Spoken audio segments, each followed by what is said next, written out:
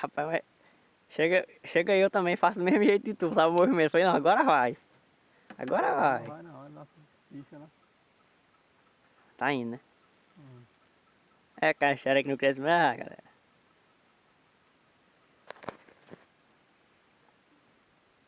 Puxada boa, né?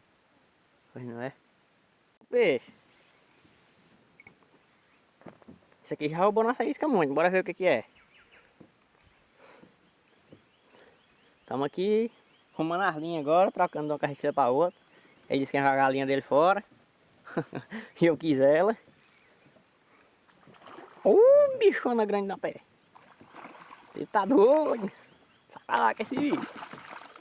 Onde vai pôr essa bicha? Vai ter que deixar dentro d'água. Bichona, já tá 2 kg na vida dela. Essa é boa, galera. Tem um serviço aqui para Veio de lá.